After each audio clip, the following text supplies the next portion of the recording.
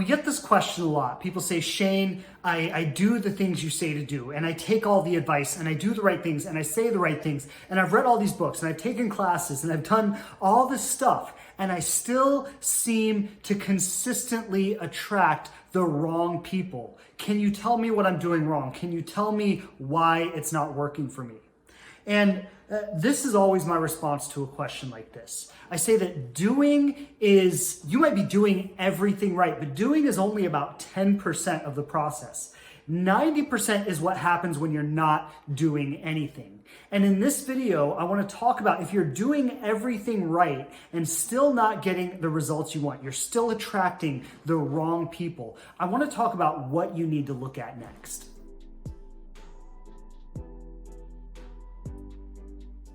So what do you do when you're doing everything right and still attracting the wrong people?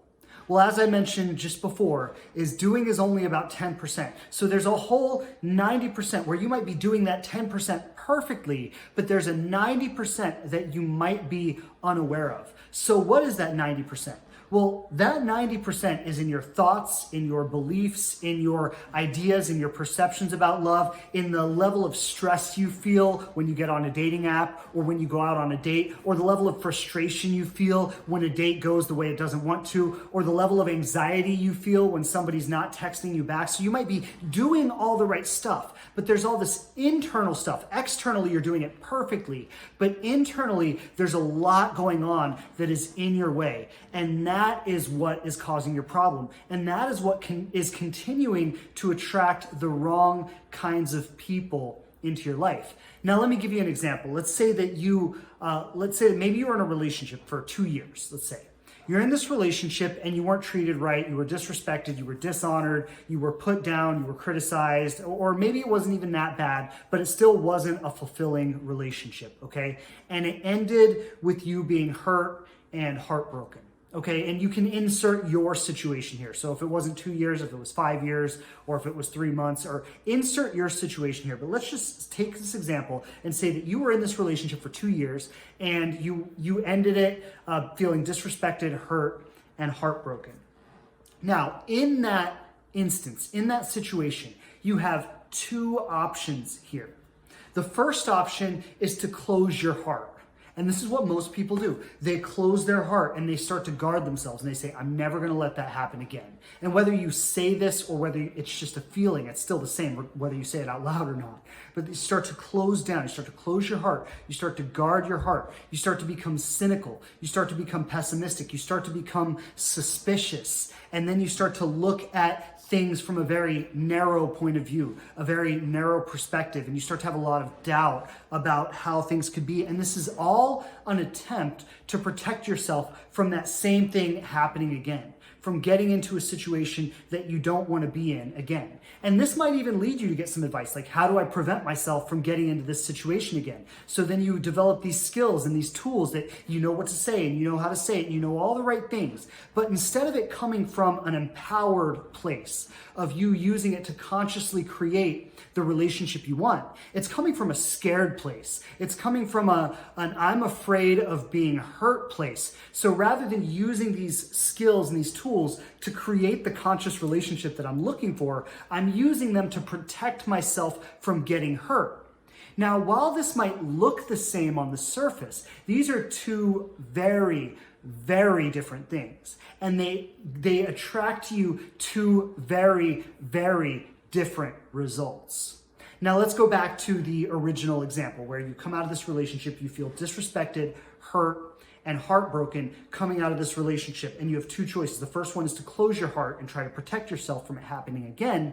The second one is to open your heart and say, love hurts. I know it's going to hurt sometimes, but I also know I'm strong enough to get through the hurt. And maybe there's some doubt there. There's some doubt that maybe I'm not worthy of love, or maybe nobody's going to love me just for me, or maybe I'm going to be rejected. And there's this fear and this doubt there. But rather than closing off your heart to try to protect yourself from that doubt, what you do is you open your heart and you say, you know, it's time for me to break through this doubt. It's time for me to let go of this doubt. It's time for me to really understand how worthy I am.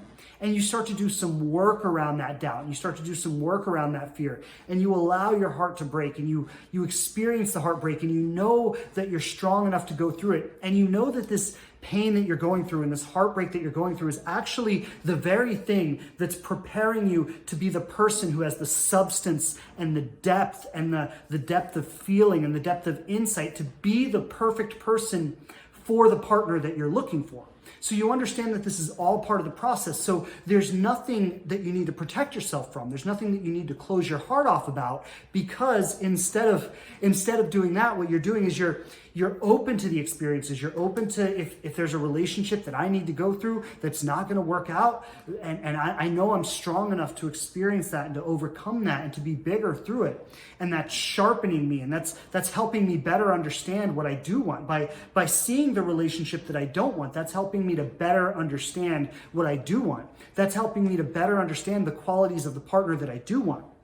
So coming from this place, like I said, it's two completely different places and two completely different results that you get. But coming from the first place, what you're going to do is you're going to attract more of the same. The more that you feel you need to guard yourself and protect yourself, the more you're going to attract situations into your life that you need to guard and protect yourself from.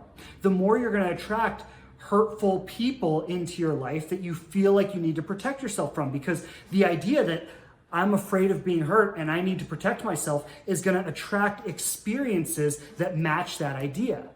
But the idea of I'm in a process and I'm growing and I'm on my way to meet the love of my life, and I'm on my way to find my epic love story, to create my epic love story, to create my conscious relationship, and I'm on my way there. And maybe there will be a few more heartbreaks along the way, and maybe there will be some hard lessons to learn, and maybe there is some growth that needs to take place, but I'm open to that. I'm open to the experience, and I'm going to continue to live with an open heart. When you come from that place, rather than creating the same experiences over and over and over again, like you're stuck in a rut, like you're stuck in a cycle, rather than creating the same experiences over and over and over again, you create a new experience every time.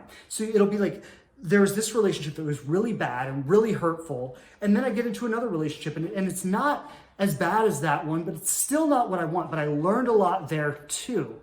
And then I go into another relationship, and wow, this one is almost perfect. This one is almost like it's, but there are still a few things, and maybe it took me a little bit longer this time to really see, but there are still a few things that just didn't sit right with me. And this relationship really refined me, and it really helped me get clear on exactly what I'm looking for in that person. And then boom, all of a sudden, wow, there they are. There he is. There she is. Wow, I get it now. And every step of the way has been a journey that led you right to this moment, right to this person, right to the conscious relationship and the epic love story that you've been creating all along. But it's because you chose to be open to the next experience, and you chose to keep your heart open.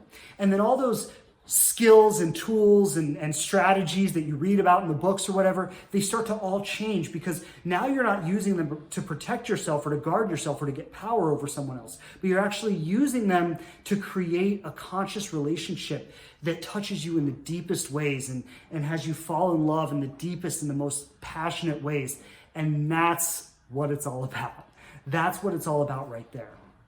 I'd like to invite you to join a workshop I'm hosting called How to Attract Your Ideal Partner, where we're talking about some of these repetitive cycles that we get caught in. And we're talking about the very things, the very work you need to do that's going to free you from all of them. You can register for that workshop at myconsciousrelationship.com, and the workshop is absolutely free. So I hope you take advantage of that opportunity. Thanks for watching today.